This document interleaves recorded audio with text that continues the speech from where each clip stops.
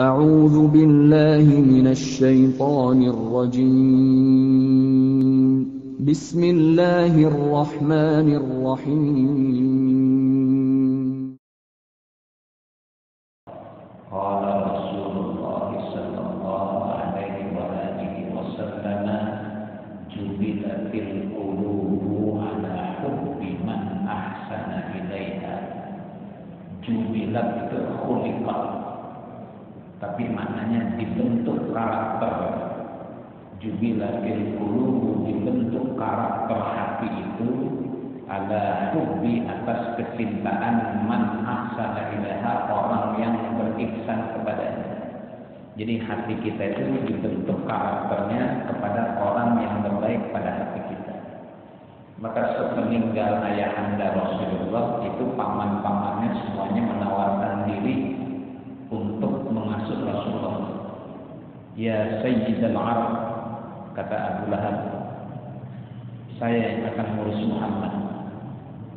Ya, Abu Lahab pernah menawarkan diri untuk mengurus Nabi Muhammad. Ya Sayyidal Arab, ana aqulu, saya akan mengurusnya. Kata Abdul Muttalib, lah, jangan. Kau orang yang keras kepala. Maka Abu Lahab ditolak oleh Abdul Muttalib untuk mengurus Nabi Muhammad karena dia orang yang karakternya keras, katanya. Terus Abbas juga, ana ya Sayyidal Arab, wahai orang yang dipenghulukan oleh orang Arab, saya yang akan mengurus. Kata Ibnu Abbas, pamannya. Ditolak juga oleh kakeknya, oleh ayahnya. Jangan, anakmu sudah banyak.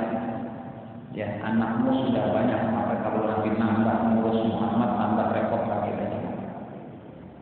Angkat tangan Nabi Hamzah. Ya Sayyidal Arab, kata Hamzah, saya yang akan mengurus Muhammad. Lah, engkau tidak punya anak. Bagaimana? Fakaifa ta'rifu tarbiyatal walad? Bagaimana engkau tahu mendidik anak sedangkan engkau tidak punya anak? Kaifa ta'lamu tarbiyatal walad? Malaka walad, engkau tidak punya anak. Jadi jangan mengurus Muhammad karena engkau tidak tahu cara mendidik Muhammad karena engkau tidak punya anak. Itu Hamzah. Ya, terus lagi yang menawarkan yang lain lagi. Tapi Abu Thalib tidak menawarkan. Malah Rasulullah Shallallahu Alaihi Wasallam itu langsung memeluk Abu Thalib. Ya, Rasulullah langsung memeluk Abu Thalib, itu pertanda bahwa dia senang kalau yang ngasuh adalah Abu Thalib, ayahnya dari Ali bin Abi Thalib. Padahal Abu Thalib anaknya banyak juga. Sama juga Abbas anaknya banyak, tapi ditolak oleh Abdul Muttalib, ayahnya, kakeknya Rasulullah. Tidak. Ya, anakmu sudah banyak. Tapi Abu Thalib itu tidak mengusulkan untuk urus Nabi Muhammad, langsung Nabi Muhammad memeluk ya Abu Thalib. Padahal Abu Thalib anaknya banyak juga. Maka dalam riwayat Sahih itu, ya, ketika di rumahnya Abu Thalib itu Abu Thalib anaknya banyak, sampai saking sayang kepada Nabi Muhammad, ya, ini jangan diminum dulu susu nih sebelum Muhammad meminumnya lebih dahulu. Jadi anak-anaknya sendiri dari kasih minum susu sebelum Nabi Muhammad minum susu. Itu ya diberikan oleh Allah kemuliaan kalau susu itu diminum oleh Nabi Muhammad, bukan malah bertambah kurang, makan bertambah banyak. Juga makanan, jangan dimakan dulu nih sebelum Muhammad memakan. Jadi kalau Nabi Muhammad makan tuh bukan malah berkurang, semakin banyak. Allah penuhi itu. Maka hadis ini kata Nabi, jubilatil qulub, dibentuk karakter hati kita itu ila man ala hubbi man ahsana ilaiha, kepada kecintaan orang yang berihsan kepada. Maka didik anak-anak kita ini silaturahim ke ulama karena akan membentuk karakternya. Salah satu qasawatul qulub, menyebabkan hati itu jadi keras karena apa? Anak-anak kita tidak dekatkan dengan para ulama. Maka alhamdulillah saya ketika kecil itu suka dibawa sama ayah saya ke rumah para ulama, baik habaib atau kiai, itu diboncengin motor. Ya sekedar duduk aja, karena an-nazar ila wajhi ulama ibadah. Yang memandang ke wajah ulama itu ada nilai ibadahnya. Maka hati kita akan menjadi lunak kalau kita sering bergaul. Maka hadis Nabi, jubilatil qulub, dibentuk karakter hati kita ala hubbi, atas kecintaan man ahsana ilaiha, orang yang berbuat ihsan kepada hati itu. Jadi anak-anak kita ini silakan diperkenalkan kepada orang-orang soleh karena jubilatil qulub, karakter hatiku, ya, dibentuk karakter hatiku atas kecintaan orang yang berihsan kepada orang yang baik. Maka orang-orang soleh kan orang-orang baik. Maka karakter kita ini dibentuk oleh kesolehan orang-orang yang berihsan kepada hati kita. Jadi jubilat khuliqat diciptakan. Tapi di sini jubilat dibentuk karakter hati kita ala hubbi atas kecintaan man ahsana ilaiha, orang yang telah berihsan berbaik ilaiha kepada hati-hati itu. Qala Rasulullah sallallahu alaihi wasallam al-bala'u muwakkalun bil mantiqi. Ya, ditimpakannya bala muwakkalun tergantung bil mantiqi dengan omongan. Asalnya kata ulama ihfaz lisanaka fatubtala. Ihfaz lisanaka fatubtala, jaga lidahmu fatubtala, maka engkau akan ditimpakan bala. Ya, ini bala itu menimpa kita tergantung omongan kita. Ihfaz lisanaka fatubtala, innal bala'a muwakkalun bil mantiq. Sesungguhnya bala itu tergantung dengan omongan. Maka jangan suka ngomong yang kagak-kagak. Nah, sebab kita ngomong yang kagak-kagak akan ditimpakan bala sesuai dengan omongan kita. Jadi kata orang apes dan buat benar-benar apes, nah innal bala muwakkalun bil mantiq, maka ngomong yang baik aja. Ngomong yang baik. Saya punya cerita. Ya, dikisahkan sama beliau langsung, orang tua. Dia petani, Pak. Petani nanam pepaya. Pepaya kalau lagi segini, lagi sedang-sedangnya cakep ya. Pepaya nih segini nih lagi cakep-cakep. Jadi laki-laki itu nanam pepaya satu pohon. Lagi tingginya segini, lagi cakep-cakepnya pepaya segini. Udah satu hari ada kebo orang lepas. Kebo orang lepas masuk ke situ. Kebunnya pijak masuk ke kebun dia. Ya, kebun belum dipanen, masuk ke kebun paya yang lagi enak-enaknya, habis tuh dimakan semuanya. Dilaporin sih, pun paya lu habis mau dimakan sama kebun. Apa jawabannya? Ya namanya kebun, biarin aja, nggak ada otaknya. Bukan di kebunnya nggak masalah, lu cari yang punya. Lah, buat apa yang salah kebunnya, nggak boleh salahin yang punya. Udah lu lihat dulu semua orang sih adem banget gitu, nggak apa-apa. Akhirnya laki-laki ngambil golok. Karena ini provokator kan jahat kan. Wah, diambil golok nih, kemudian ditebas yang punya kebun. Diambil golok sarung. Ayo kita lihat dah. Bismillah. Bismillah dia lihat. Masya Allah, ketika dia lihat pepaya itu pada gerumpung, kira-kira kalau terjadi pada bapak mengkelap nggak? Mengkelap nggak? Siagang salah. Lah kalau kebok disalahin kan nggak ada otaknya kan? Ya, kalau gue nyalahin kebok tambah salah. Ya kalau lu nggak nyalahin keboknya, salahin yang punya. Lah tambah salah lagi. Yang salah keboknya ngapain yang punya gue omelin? Bukan, kebok cancang dong. Ya udah.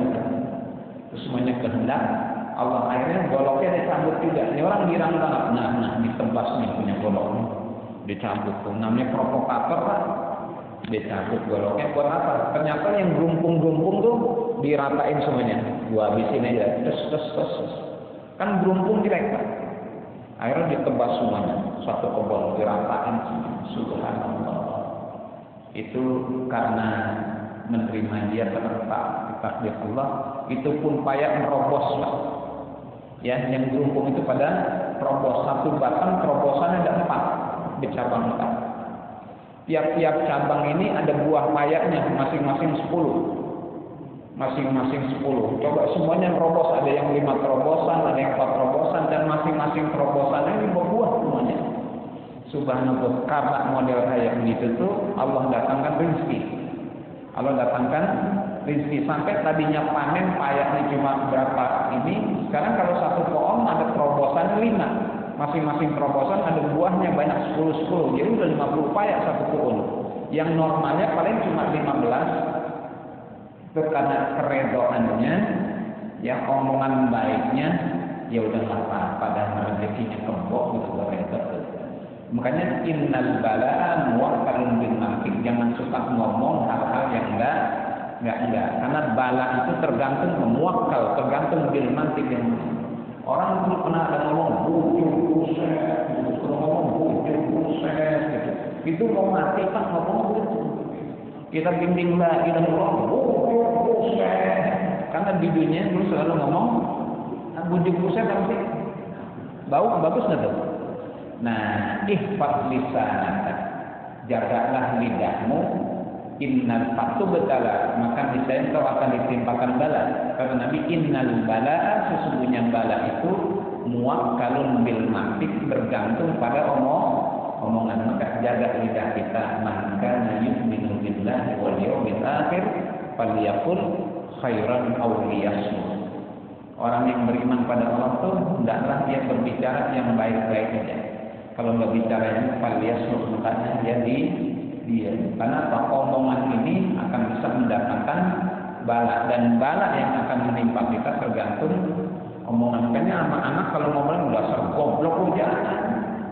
Ya Allah, anak pintar, sama anak yang baik-baik aja. Oh, dasar anak goblok, kalau anaknya goblok, yang lebih goblok siapa? Bapak monyang nanya gitu ya. Betul enggak? Iya, jangan suka ngomongnya enggak baik. Ya, engkong saya itu kalau cucunya jatuh, kong saya jatuh, bagus jatuh. Kong saya tabrak sepeda, bagus tabrak sepeda. Untung nggak tabrak motor. Tabrak motor masih bagus, tabrak motor. Untung nggak ketabrak mobil. Kong saya tabrak motor, bagus tabrak motor. Untung nggak ketabrak mobil. Tabrak mobil, bagus tabrak mobil. Syukur-syukur nggak kelindes kereta. Jadi ngomongnya baik. Baik.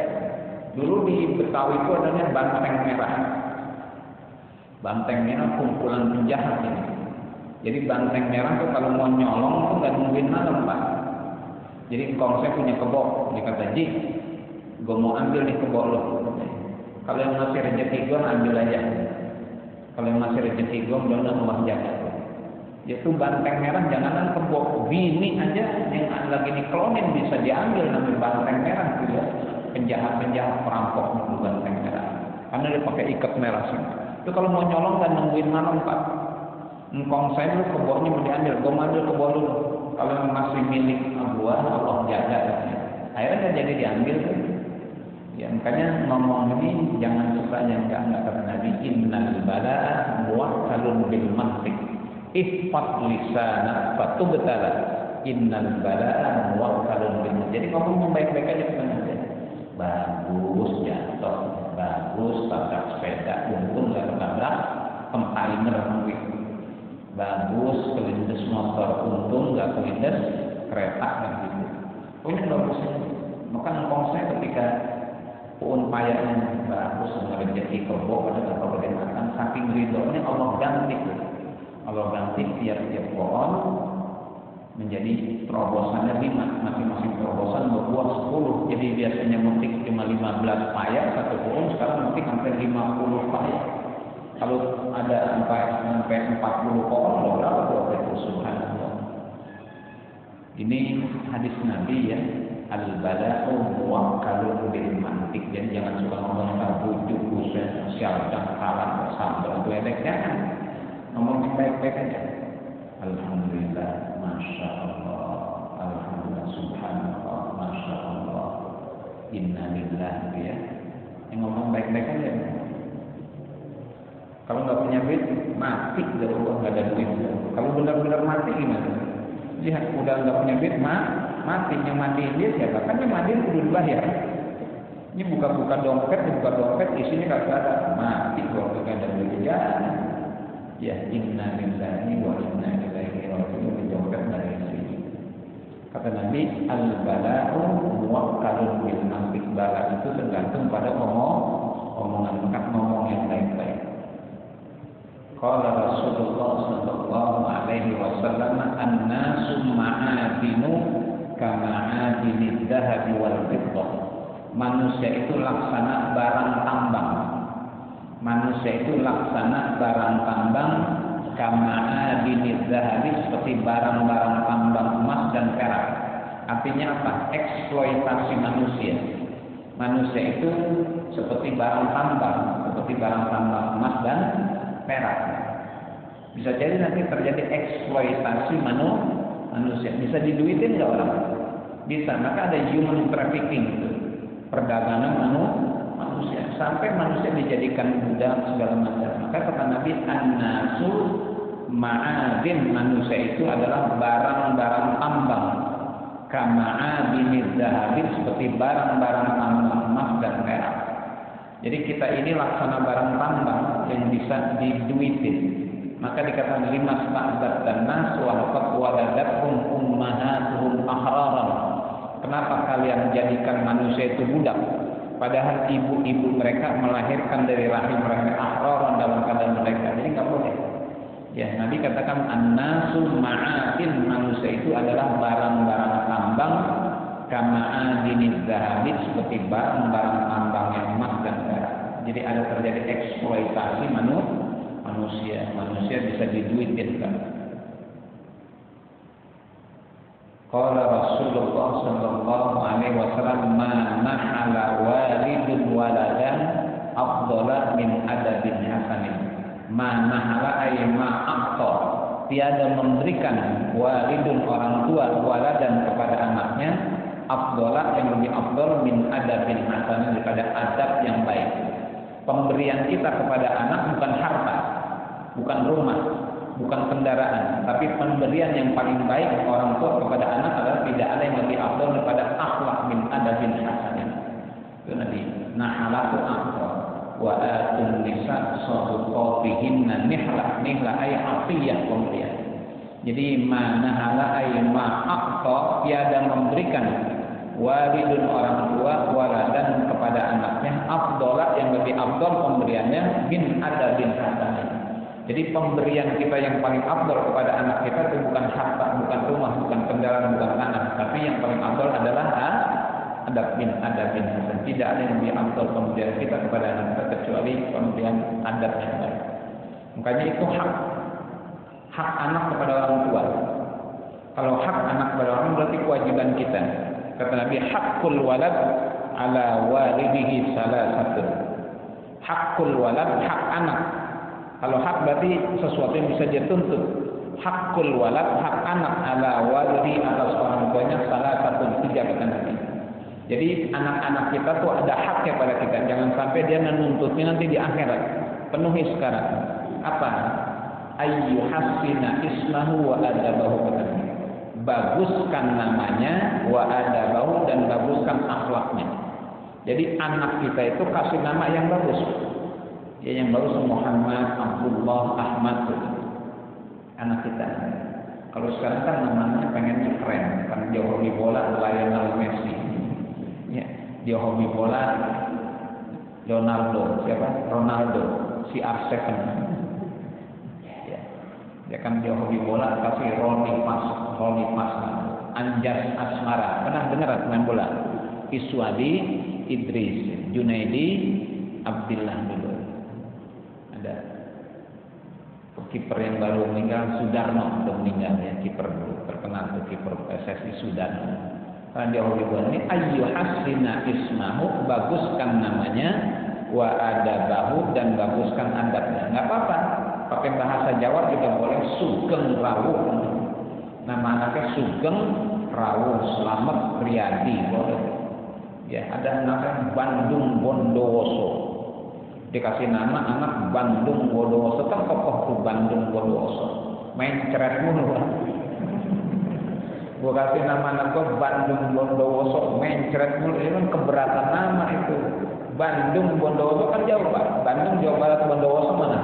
Jawa Timur. Kecapean tuh anak jalan dari Bandung ke Bondo, namanya Bandung Bondowoso. Anak-anak kasih nama Bandung Bondowoso, mencret kan keberatan nama, tapi nama Nasrullah diganti nama Nasrullah, Abdullah, Abdul Hamid. Alhamdulillah sehat. Ini hak anak, kasih nama ayyuhassina ismahu, baguskan namanya. Jangan lupa kalau sudah dikasih nama yang bagus, wa adabahu, baguskan akhlaknya. Itu hak anak, jangan sampai dia nuntut di hadapan Allah. Jadi penuhi sekarang di dunia, mumpung kita masih bisa. Ayyuhassina ismahu wa adabahu, baguskan namanya, baguskan akhlaknya.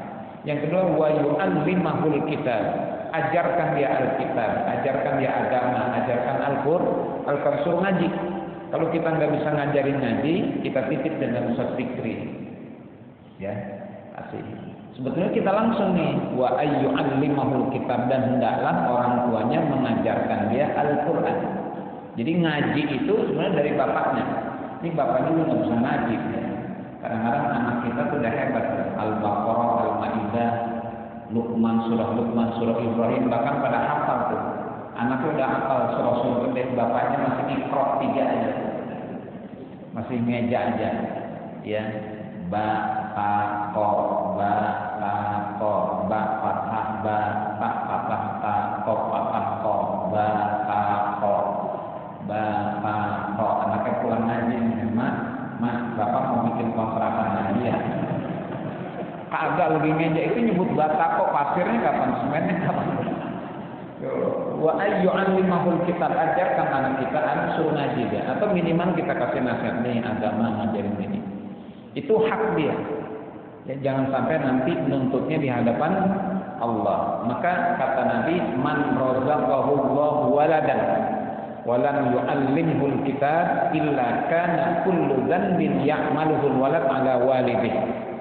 Ini bapak-bapak sekalian, kata Nabi, man razaqahu Allahu wa, siapa orang yang Allah telah beri rezeki dia waladan, seorang anak, walam yu'allimhul kitab, dan ia tidak ajarkan anak itu alkitab, agama, illa, melainkan karena bahwasanya kullu dzambin, tiap-tiap dosa, ya'maluhul walad, yang ada mengerjakan oleh si anak itu dosa, kana ala walidih, menjadi juga tanggung beban orang tuanya.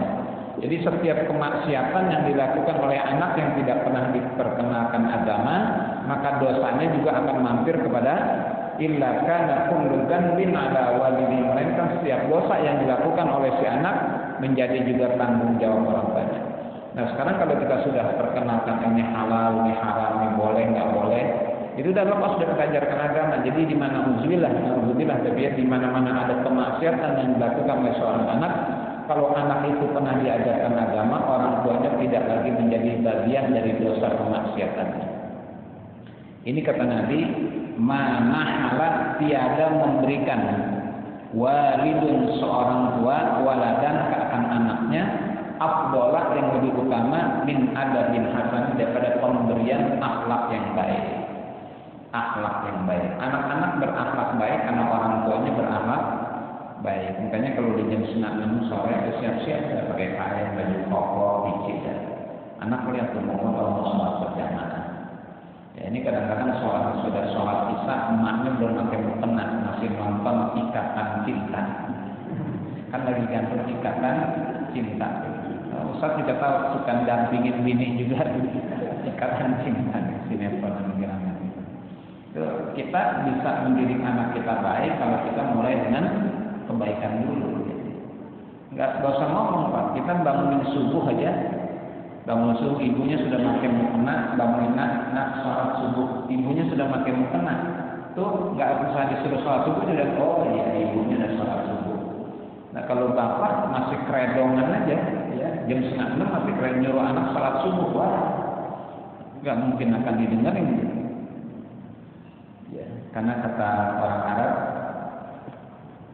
ma'ahsanan nabat idza tawbal mumbit, ma'ahsanan nabat idza tawbal mumbit, betapa indahnya pohonan idza tawbal mumbit, bila bagus yang menanam. Ma'ahsanan nabat, betapa indahnya pohonan idza tawbal mumbit, bila bagus yang menanam. Puunan itu biasanya bagusnya tergantung yang nanam. Makanya orang petukangan kalah sama orang robolong. Orang robolong itu jago, orang tangannya adem. Maka banyak dari pedagang pohonan, karena memang kebiasaan dari dulu bagus mereka turun-temurun. Maka sebut orang ma'ahsanan nabat idza tawbal mumbit, betapa indahnya pohonan bila bagus yang menanam. Jadi pohonan itu bagus bagaimana yang anak itu bagus bagaimana orang tuanya. Makanya bahasa kita, buah itu jatuhnya tidak jauh dari pohonnya. Kalau bapaknya tukang joget, nanti anaknya tukang joget. Kalau bapaknya tukang ngurut, anaknya tukang ngurut. Kalau bapaknya tukang ngaji, anaknya suka ngaji juga. Jadi tergantung kita. Kalau bapaknya pemain bola, biasanya anaknya bisa main bola juga. Jadi ma'ahsanan nabat tidak tawbal mungkin betapa indahnya pohonan, bagaimana indahnya yang menanam. Jadi anak kita tergantung kita. Maka tadi disebut mana halawalidun waladan afdala min adabin hasanin. Tiada memberi seorang tua nahala tu aktor ya wa atun nisbana sabuqatihinna nihla. Nihla itu asal nahala. Nihla ay atiyah pemberian. Tiada memberi seorang tua waladan kepada anaknya afdala yang lebih utama min adabin hasanin. Jadi bukan memberikan uang, memberikan harta, memberikan rumah, tanah, tapi memberikan akhlak yang baik. Qala Rasulullah sallallahu alaihi wasallam, zur ghibban tazdad hubban. Zur, kunjungilah saudaramu ghibban, jarang-jarang saja. Tazdad hubban, niscaya engkau akan bertambah kecintaan. Kata Nabi, zur ghibban, kunjungi saudaramu, ziarahi saudaramu, ghibban, jarang-jarang saja. Jadi kunjungi saudara kita jarang-jarang saja. Kalau jarang-jarang ketemu, tazdad hubban, niscaya akan bertambah engkau kecintaan. Kalau sering ketemu, itu malah jadi bosan enggak? Baik kalau ketemunya datang minjem duit gitu. Datang jarang-jarang bawain duit enak tuh. Ya, udah datangnya jarang, sekali datang bawain duit. Ini tiap bulan datangnya minjem duit. Alhamdulillah. Karena zur ghibban, kunjungi saudaramu, ghibban, jarang-jarang saja. Tazdad hubban, niscaya engkau akan bertambah kecintaan. Jadi kalau adab ziarah itu jarang-jarang saja. Jarang-jarang saja. Sebab dengan jarang-jarang nanti akan bertambah kecil.